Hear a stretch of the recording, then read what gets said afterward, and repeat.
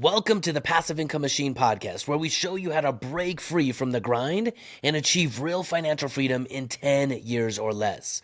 My name is Ryan D. Lee, and I've helped thousands turn income into cash flow, trade fake money for real assets, and take back control over their time, their wealth, and ultimately their life. Each week, you'll get strategy, tools, and mindset to build your own passive income machine.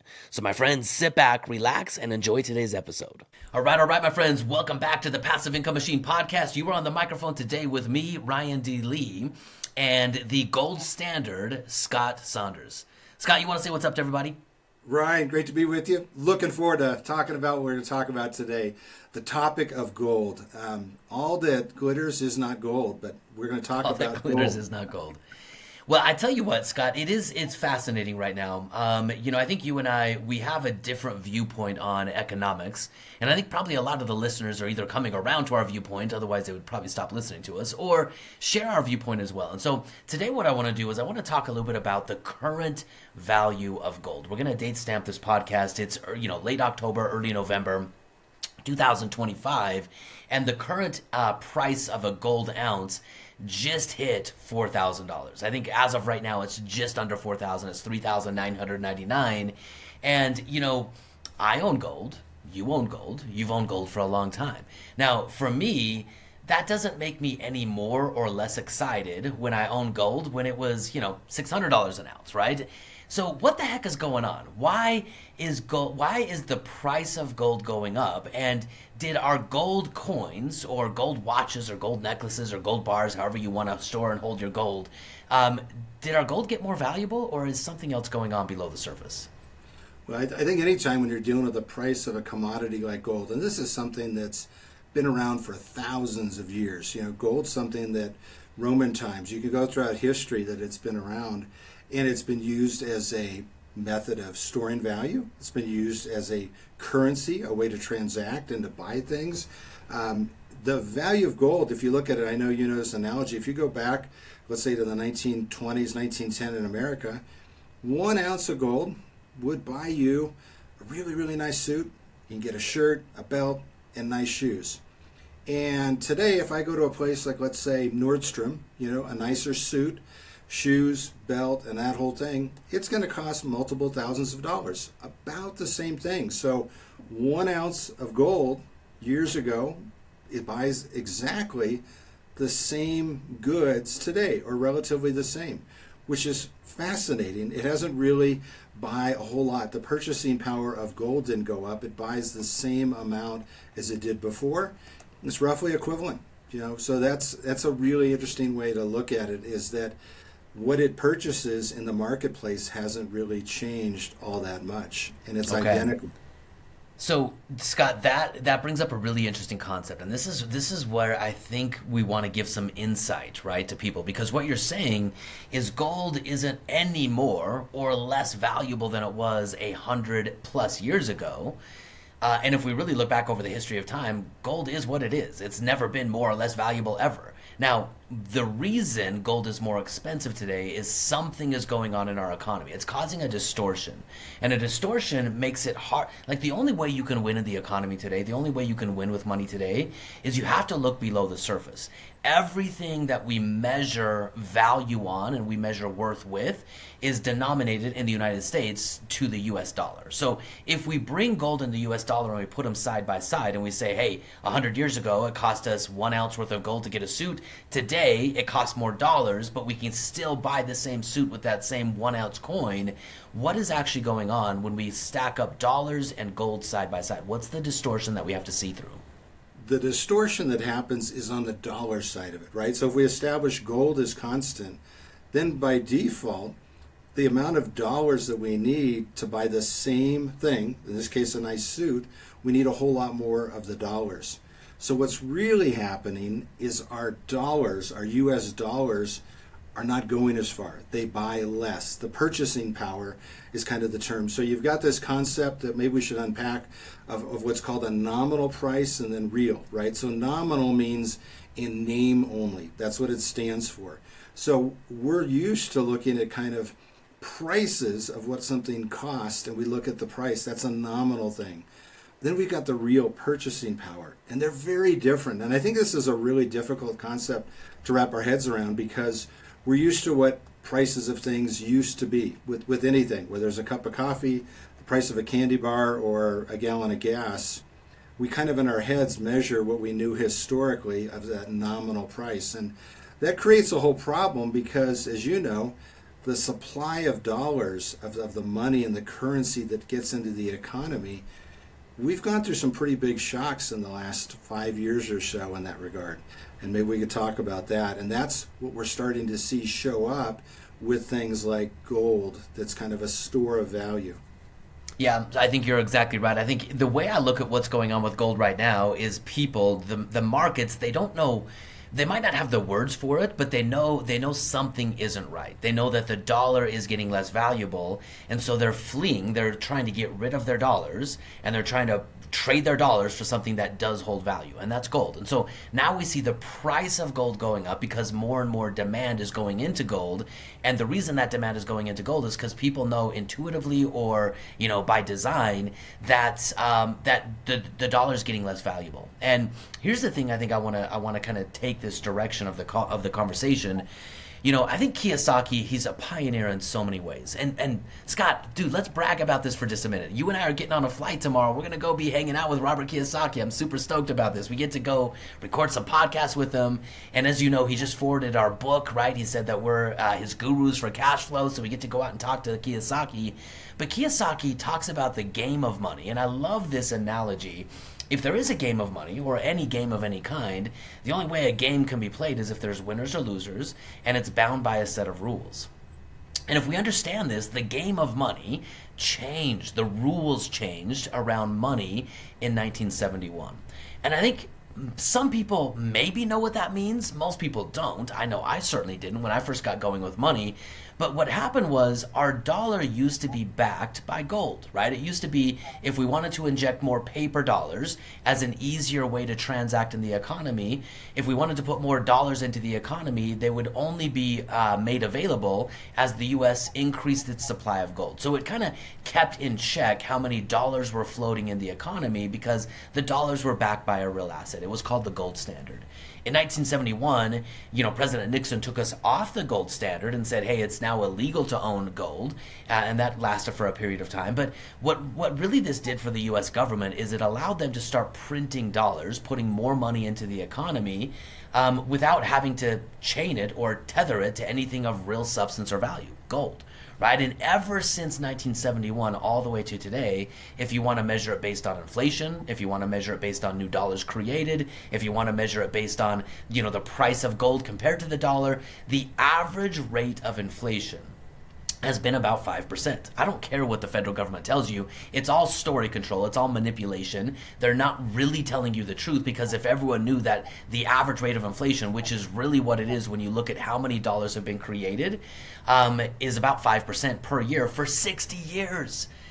That's why gold has been consistently getting more valuable. It's not that it's more valuable, it's that there's 5% on average more dollars chasing the same goods and services, chasing the same ounces of gold, so gold gets more expensive. So Scott, when we talk about the game of money and dollars compared to gold and why the price of gold is going up so much, what does that mean for someone who wants to get ahead today? I don't believe gold is a way to create financial freedom. It's a way to store value, but it's not a way to create freedom. So let's take this concept of what we see with gold and let's kind of break out what a financial plan could look like if someone wants to stop measuring their success with dollars and start measuring it a little bit differently. Yeah, I think the key there is to look at the principle that we see with gold. Gold is kind of a store of value. And if you look at it from when the U.S. dollar started, I think we're down to where a U.S. dollar is worth 1 to 2% of what a dollar used to be worth. So a dollar was here, it's worth 1 to 2 pennies compared to when it first came out. The key is taking those dollars, what we call a fiat currency, right? Those paper dollars, taking those dollars and then translating them and transferring them and exchanging them for something of value that's tangible. So gold is what we're talking about now. That's a tangible store of value. But we've got all sorts of other things, commodities, that also store value. So we talk about real estate. And what is a house but a bunch of commodities assembled together, right? I've got concrete and I've got paint and wood and windows and appliances, but it's a bunch of commodities. So a home, a single family home, typically keeps up with inflation. That increase in dollars, it roughly tracks. In fact, you just posted recently in our community a phenomenal chart that showed the growth of what's called M2 money, and then real estate prices. And the correlation, they're almost lockstep. They're almost perfectly correlated. So take the dollars that you have today and take those dollars to get ahead and win in the game of money. Take fiat currency, fake dollars for simple definition, exchange it for an asset of value. Gold, commodity, real estate, oil, any asset that has tangible value, exchange the dollars for the asset. Then that asset, regardless of what happens to the money supply, that asset should roughly keep up with whatever's happening. So the craziness with the printing of money, once you've got an asset, you now are at least locked into the game where you're now keeping even. That asset will tend to do it. What we teach and advocate is doing something that goes way ahead. The way that we get ahead of the game of money is we take that money, we first put it in a vault, right, where we only get $1 working two places. Then we go to a bank, and we borrow, and we now get a loan for 80%. So instead of buying an asset for $1 for one, that $1 turns into $5 of a commodity. That's what allows us to accelerate. That's the way we win the money game, is by taking $1, making it work in two places with a vault, and then taking the bank's money and adding some responsible leverage and now buying a piece of real estate. Now we've taken $1, we've converted it to $5 of an asset. And that's the key. The asset is what makes us wealthy. It's not the dollars. And that asset will tend to do a few things. It'll tend to grow over time with the rate of inflation. The way we do it in real estate, that asset's going to have some rental component.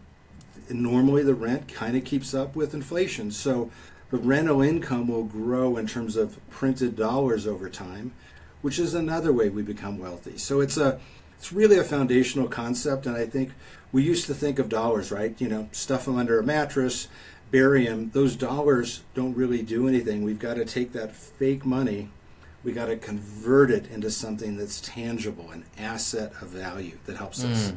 Man, Scott, you're hitting the nail right on the head. And I think that's the reason it's so hard to win with money today, is too many people are still measuring their success based on dollars. And when you measure your success based on your net worth, how much dollars you have inside of your 401k, you're losing by default, because the dollar is losing value every single day. And this used to confuse me back in the day when, Robert Kiyosaki would say, the dollar's worthless, don't save money. And I thought he was saying, hey, don't, just live on the edge. That's not at all what he's saying. He's saying exactly what Scott just mentioned. He's saying, take your dollars, they're fake. They're just a piece of paper and they're losing value every single day, and convert them into real assets. And if we bring this back to the foundation or to the beginning of this conversation, I think we can look at this in two ways, right? Gold is a hedge against the chaos. Gold is a store of value. It's not going to get you more wealthy or less wealthy. It's just going to store value. And so, yeah, you want to park some of your dollars in gold, but it's really hard to become financially free having your dollars parked in gold. So convert your dollars to gold, and that's a counterbalance to what Scott also just mentioned. The counterbalance is you should also convert dollars into assets like real estate. Now, the beauty of real estate is what you just mentioned. You get to add leverage to the equation.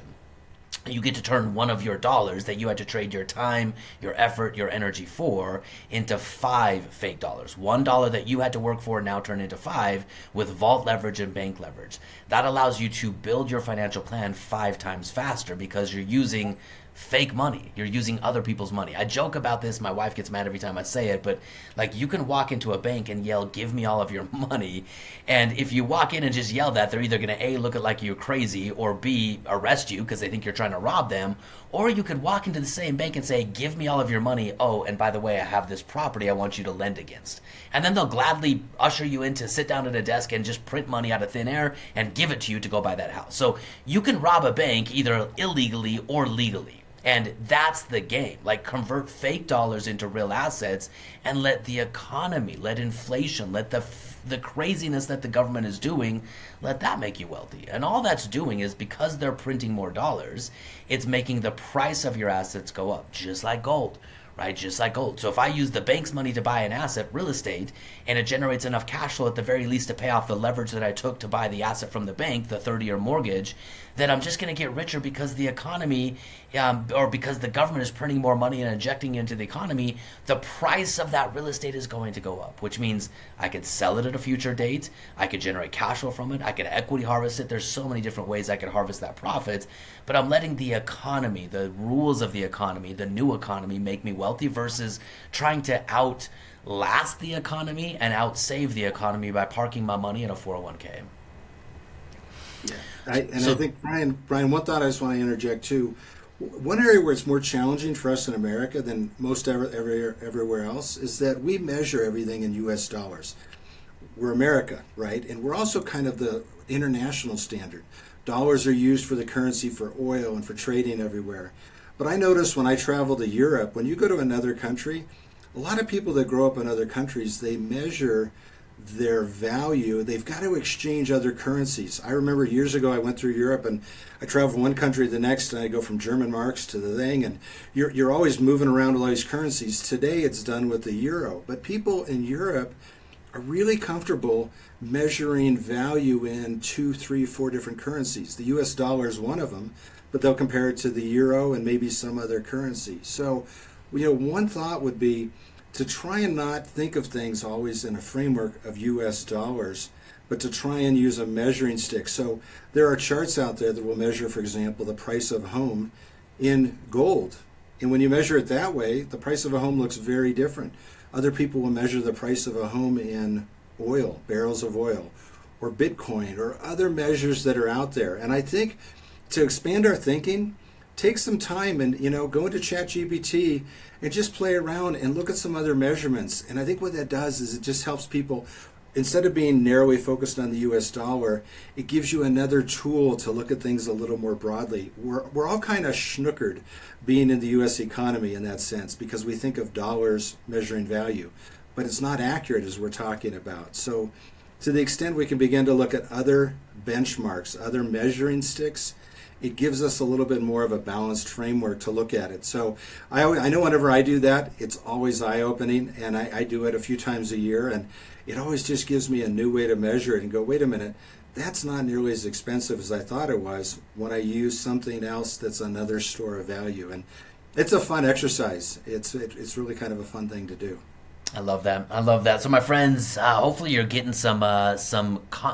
really expanding your paradigm and your perspective, because that allows you to see the world differently. When you see the world differently, you can act differently. When you act differently, you can get different results. So gold isn't getting more valuable. Gold is the same value that it was 1920 as it is today. The dollar's getting less valuable, which means that is how the game is won. You have to understand how to convert your fake dollars into real assets, things that have real value, preferably generate real income, that allow you to use leverage, that generate tax advantages. There's lots of different components. We could do a whole nother podcast on what we believe a true asset in this economy is. But you have to convert fake dollars into real assets. That's the game. So, my friends, we're going to let you go there, and always just appreciate you listening. Give us a rating, give us a review on the podcast if you haven't done it yet. This podcast is sponsored by the Retire in 10 Years or Less book. It's the book that we just came out with that gives you a complete playbook of how you, no matter where you're starting from, can retire beginning today using real principles to retire and own your time and own your life in 10 years or less. It's using the investment system that we call the passive income machine. It's how you can generate 6 figures or more of tax-free income for the rest of your life by understanding how to put a framework and a playbook behind what we just talked about today. Real assets that generate real income and real tax advantages. So, Scott, thank you for being on the podcast with me today, my friend. It's always a pleasure to have these conversations. Go out and buy some gold. Go out and generate some assets. Get rid of those dollars and do something productive. We'll talk soon, my friends.